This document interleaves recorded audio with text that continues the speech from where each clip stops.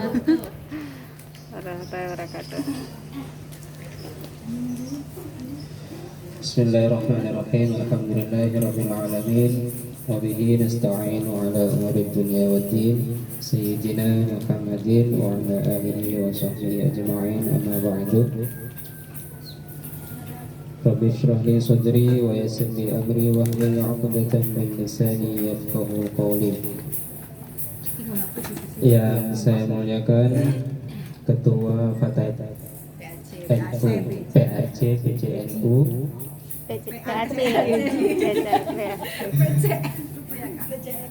ya PAC PCNU PAC Fatayat PAC BJL apa sih gimana? Ketua Fatayat PJ.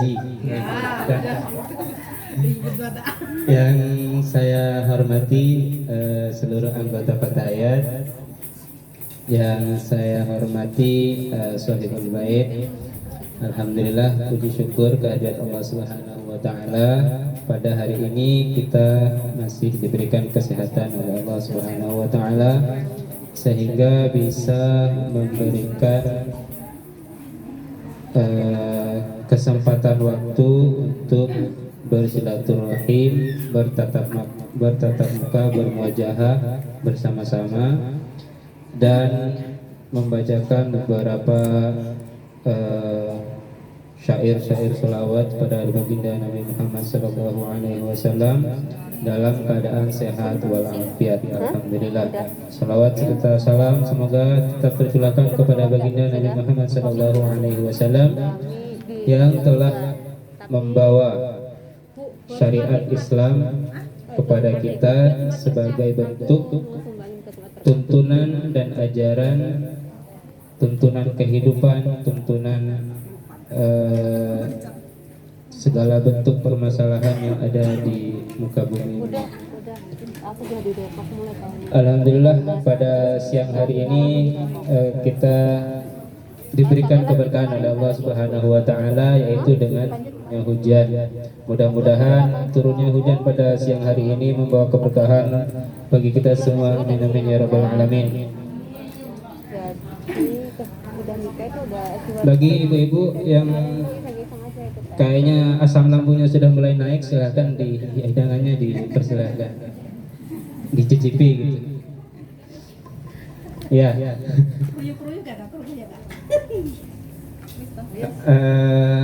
Hari ini saya akan sedikit membahas tentang Isra Mi'raj. Mungkin pada kesempatan ini ibu-ibu semua, mungkin bahkan beberapa di sini ada ustazah-ustazah yang beberapa mukanya familiar gitu ya. Kayaknya pernah lihat gitu. Tahu kayak kenal gitu. Iya. Karena mungkin kita juga pernah ketemu kali ya. Cuman nggak bersapa karena tidak kenal. Oke. Kebetulan besok ini tepat 27 Rajab. Ya, kalau ibu-ibu di rumahnya ada penanggalan seperti di situ, ada itu. Besok itu tepat tanggal 27 Rajab. Di mana pada hari tersebut umat Islam itu memiliki sejarah yang sangat istimewa sekali. Apa sejarah tersebut? Yaitu sejarah di mana pada hari itu Allah memerintahkan kepada umat Islam untuk menunaikan sholat 50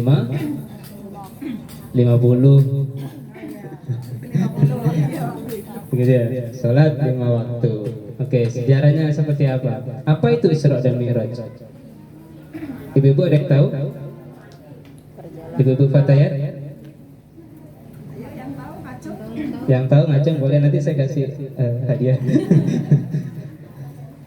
Isra Mi'raj. Isra itu perjalanan, Mi'raj itu naik.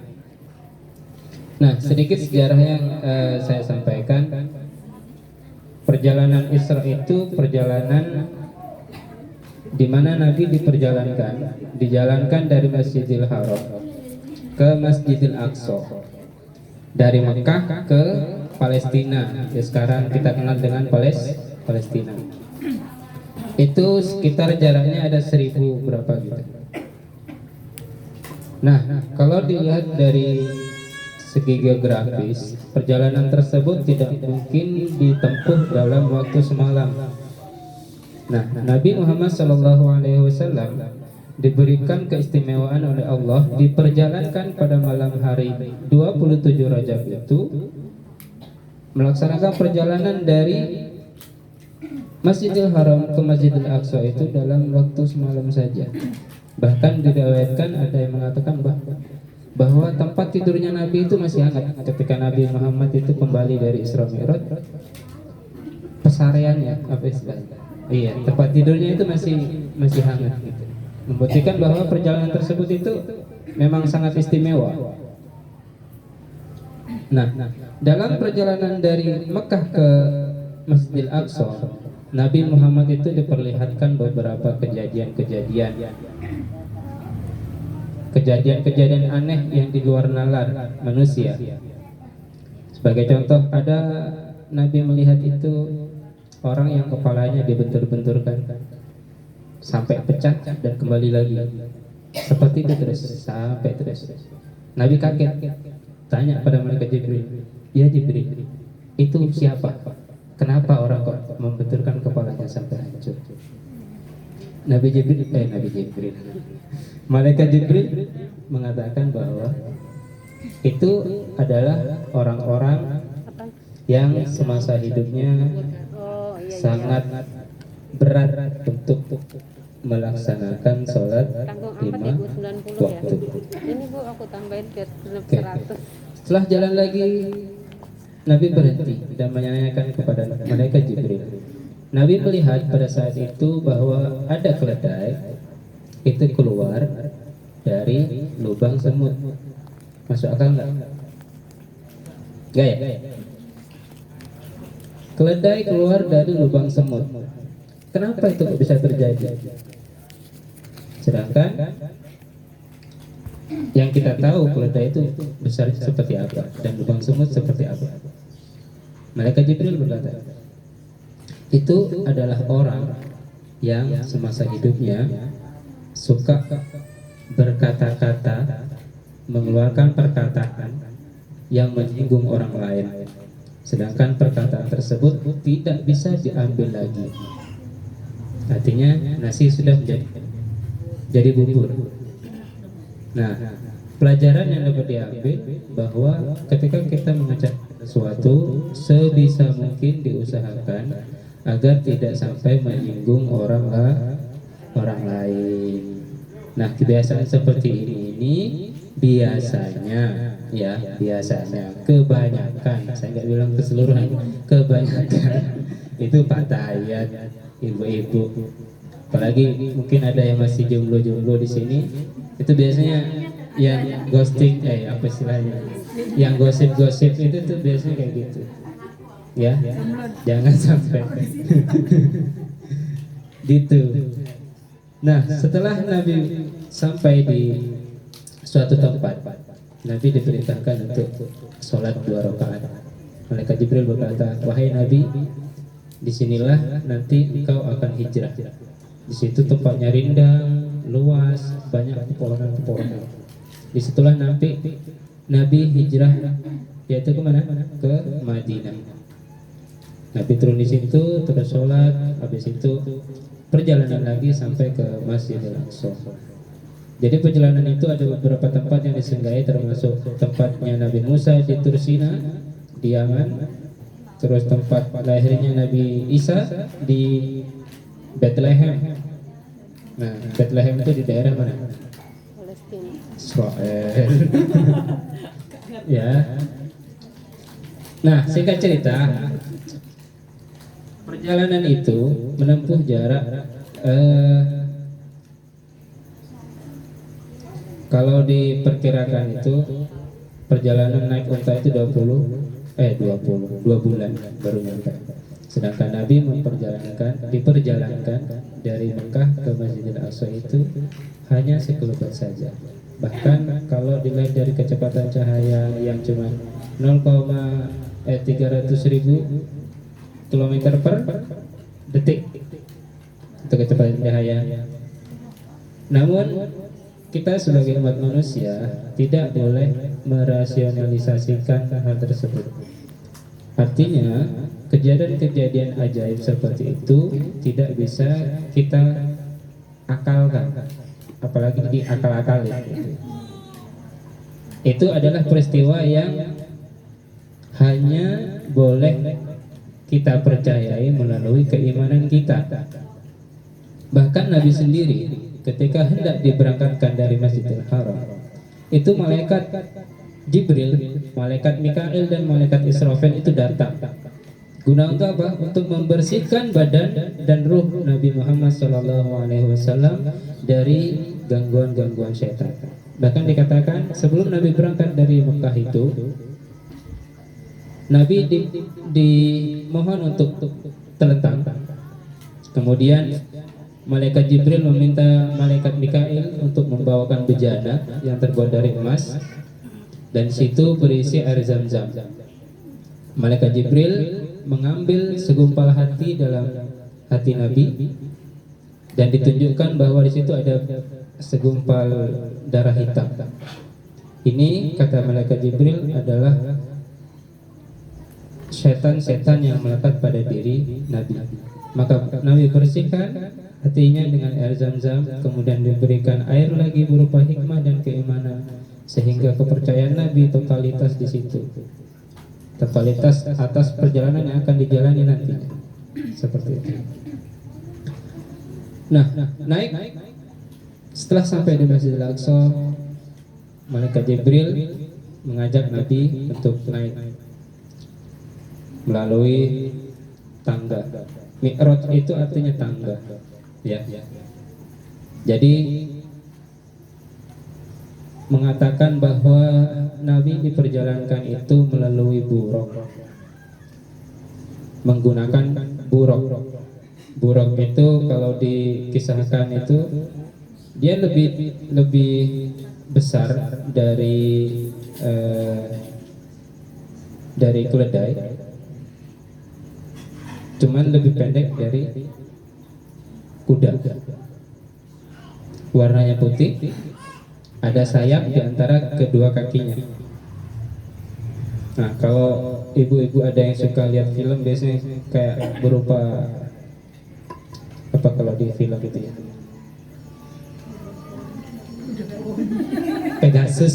Nah, tahu Pegasus enggak? Iya, kayak gitu dah. Yang tahu. Ya gitu. Nah, bentuknya seperti itu, kurang lebih ya digambarkannya seperti itu. Namun ketika Nabi Mi'raj itu riwayatnya mengatakan bahwa hanya malaikat Jibril dan Nabi Muhammad saja yang naik. Jadi ketika naik ke tingkat dunia, apa istilahnya, langit dunia, Nabi itu dipertemukan dengan Nabi Adam. Digambarkan sosok Nabi Adam itu gagah, warna kulitnya itu kemerah-merahan, badannya atletis, mukanya berseri-seri. Itu Nabi Adam. Sampai di langit dunia, bertanya, siapakah beliau? Beliau adalah bapakmu, kata malaikat Jibril. Beliau adalah bapakmu. Nabi Adam mengucapkan salam kepada Nabi Muhammad. Assalamualaikum ya Habibullah. Habis itu naik lagi ke langit yang kedua. Di situ Nabi dipertemukan oleh dua orang yang sangat tampan, rupanya berseri-seri, orangnya masih muda, yaitu Nabi Isa dan Nabi Yahya. Langit ketiga dipertemukan lagi dengan Nabi Yusuf yang ketampanannya melebihi seluruh umat manusia di muka bumi ini dari awal sampai akhir. Itu ya. Jadi ketampanan Nabi Yusuf itu digambarkan kalau bumi itu bundar lah ya. Nah, ketampanan Nabi Muhammad itu separuhnya. Nah, seperempatnya itu Nabi Yusuf. Seperempatnya itu dibagi-bagi sama orang-orang. Itu ya. Jadi yang suka-suka K-pop itu yang merasa ada cowok-cowok yang ganteng-ganteng itu masih kalah sama Nabi Yusuf. Yang nggak ada apa-apanya. Langsung naik ke langit keempat. Langit keempat itu dipertemukan dengan Nabi Idris alaihissalam. Terus kelima dipertemukan dengan Nabi Harun. Nabi Harun itu orangnya karismatik. Itu digambarkan jenggotnya itu sampai ke pusar, orangnya karismatik seperti itu. Nyampe ke 6 ini ketemu dengan Nabi Musa alaihissalam. Di sana beliau bercengkrama berdua. Sampai langit ke-7 itu dipertemukan dengan orang yang sangat wibawa, yaitu dengan Nabi Tauhid. Siapa Nabi Tauhid kita? Nabi Ibrahim alaihissalam. Bapak Tauhid kita yaitu Nabi Ibrahim alaihissalam. Di situ Nabi Ibrahim itu digambarkan lagi duduk di atas singgasana yang terbuat dari emas dan bersandarkan kepada Baitul Ma'mur. Itu. Nah, itu namanya Sidratul Muntaha. Sampai di situ malaikat Jibril itu sudah tidak bisa lagi menemani Nabi Shallallahu Alaihi Wasallam bertemu dengan Tuhannya. Dan situlah, wahai Nabi, silakan engkau naik sendiri. Saya cukup sampai sini. Batasan saya sudah sampai sini. Tidak bisa ikut lagi dengan baginda. Akhirnya Nabi naik Sidratul Muntaha yang digambarkan di situ sebagai Arsh. Dalam Al-Quran itu dikatakan sebagai Arsh, yaitu tempat di mana Allah bersemayam. Ya. Yang harus kita pahami sebenarnya bahwa Allah itu tidak memiliki dimensi tempat, waktu. Kalaupun di dalam Al-Quran dikatakan bahwa Allah itu bersemayam di Arsh, itu bukan seperti tempat yang kita bayangkan yang sekarang. Itu ya, karena Allah tidak terbatas dengan tempat dan waktu. Dari situ diturunkanlah kewajiban kepada manusia, yaitu melaksanakan sholat 5 waktu. Yang awalnya dari pertama perintahnya itu yaitu 50 sholat. Jadi sekitar 28 menit sekali kita sholat. Bayangkan tuh, 28 menit sekali kita harus sholat. Maka ketika selesai perintah itu diturunkan dan bertemu Nabi Musa lagi, Nabi Musa bertanya, apa kewajiban yang diturunkan kepada wahai Muhammad? Saya diperintahkan untuk sholat 5 waktu, 50 waktu. Nabi Musa berkata, kamu gak akan kuat, umatmu itu lemah, gitu. Gak akan kuat menanggung beban 50 sholat selama sehari. 28 menit sekali sholat. Ayo. Itu kadang yang mandi itu aja lebih dari 28 menit. Apalagi yang cewek, kalau udah mandi itu setengah jam lebih. Kemudian naik lagi, mintalah kepada Allah, kata Nabi Musa. Mintalah keringanan kepada Allah. Maka Nabi naik lagi. Ya Rabb, hamba tidak kuat menerima beban 50 sholat dalam sehari, maka ringankanlah kewajiban kami. Maka Allah turuni setiap permintaan itu, turuni 5 sholat jadi 45, sampai 9 kali jadi 5 kali dalam sehari. Hingga saat itu pun Nabi Musa masih ngomong ke Nabi Muhammad, umatmu itu loh gak akan kuat 5 hari gitu. 5 kali dalam sehari itu gak akan kuat.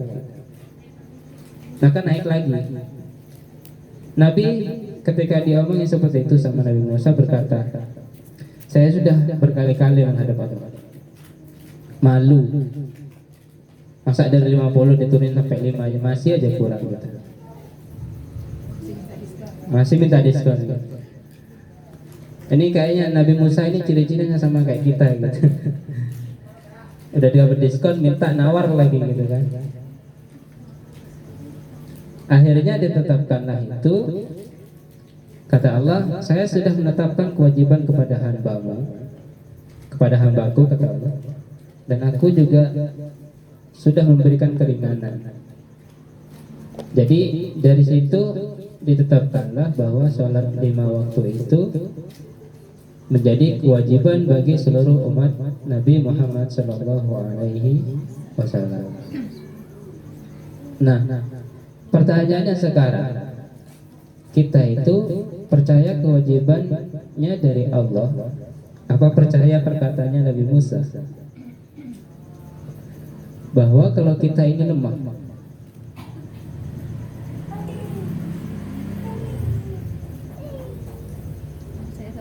percaya enggak?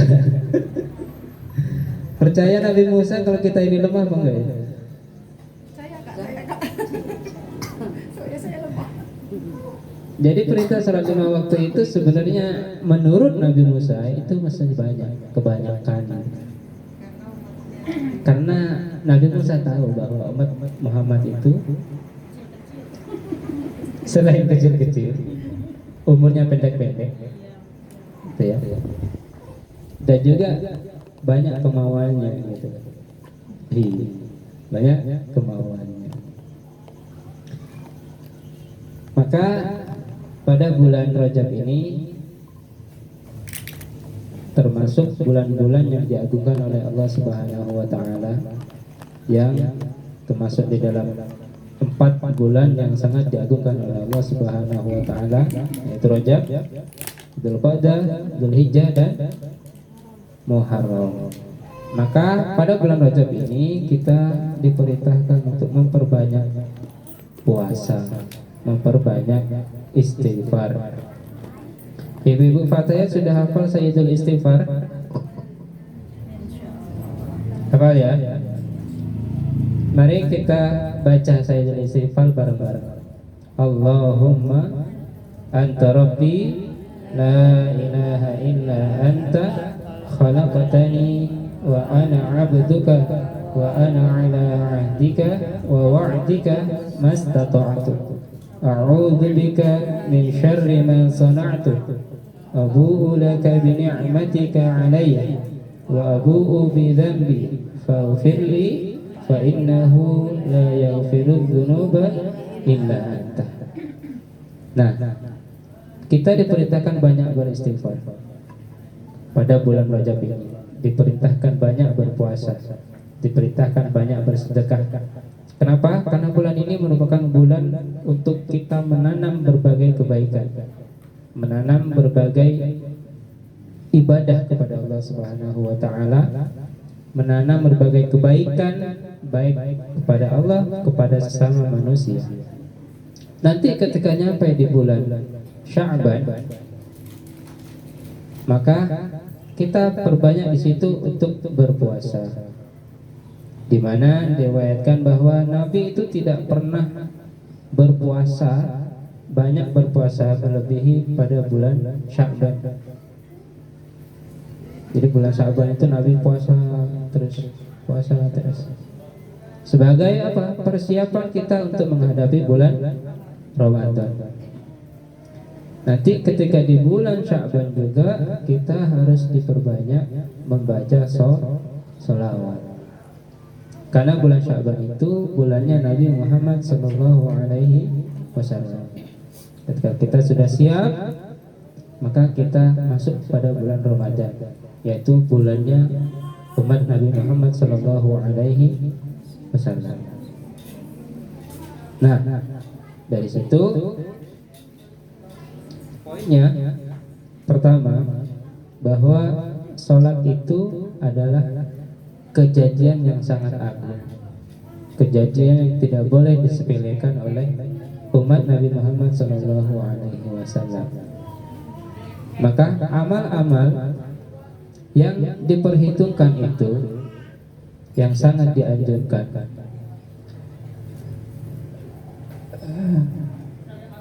Khamsu layalin la turaddu fihinna ad-da'watu lailatu awwalu lailatin min Rajab. 5 malam di mana kalau kita berdoa itu tidak akan ditolak oleh Allah Subhanahu wa taala. Yang pertama, ketika kita dulu memasuki awal bulan Rajab. Yang kedua, Lailatul min nisfi min Sya'ban. Lailatul nisfi min Sya'ban. Nanti kita setengah bulan ke depan ini akan menghadapi malam nisfu Sya'ban. Malam di mana seluruh amal kita pada tahun ini diserahkan langsung kepada Allah Subhanahu wa taala. Yang kedua yaitu Lailatul Jum'ah. Ketika malam Jumat datang, kita perbanyaklah berdoa, perbanyaklah meminta ampunan kepada Allah. Yang kedua terakhir yaitu pada malam hari raya Idul Fitri dan hari raya Idul Adha. Maka 5 tempat ini, 5 waktu ini kita disunahkan untuk membaca berbagai macam doa. Semoga apa yang menjadi keinginan kita cepat dikabulkan oleh Allah Subhanahu wa taala, dan apa yang menjadi pengampunan, permohonan ampun kita kepada Allah Subhanahu wa taala diampuni dan dijabah oleh Allah Subhanahu wa taala. Itu ya. Kayaknya cukup di sini dulu. Kalau mungkin ada yang mau bertanya, silakan bertanya. Nanti yang dijawab sama ustaz saja yang ada di dalam. Baik, mudah-mudahan kita sebagai orang tua bisa mendidik anak-anak kita untuk tidak pernah meninggalkan sholat. Karena sholat ini amalan yang langsung diperintahkan oleh Allah tanpa melalui malaikat Jibril. Maka amal perbuatan sholat yang menghisab itu langsung Allah, bukan melalui catatan malaikat. Paham Bu ya? Dalam hadis dikatakan as-salatu imaduddin. Sholat itu tiang agama. Faman aqamaha faqad aqamaddin. Jadi siapa yang mendirikan sholat, yang melestarikan sholat, yang menjaga sholatnya, yang terus didirikan setiap waktu, faqad aqamaddin, maka agama itu tetap berjalan. Selama ada orang yang masih sholat, agama ini masih tetap ada. Waman tarakaha faqad hadamatin. Jadi kalau semua umat Nabi Muhammad itu tidak mengerjakan sholat, maka hancur agama ini. Hancur. Seperti itu. Jadi mudah-mudahan kita semua diberikan keistiqomahan oleh Allah Subhanahu wa taala untuk tetap mendirikan sholat, mengajak anak-anak kita untuk tetap melaksanakan sholat 5 waktu. Baik, mungkin ini saja yang dapat saya sampaikan. Kurang lebihnya mohon maaf. Allahumma muwaffiq ila aqwamit thoriq. Wassalamualaikum warahmatullahi wabarakatuh.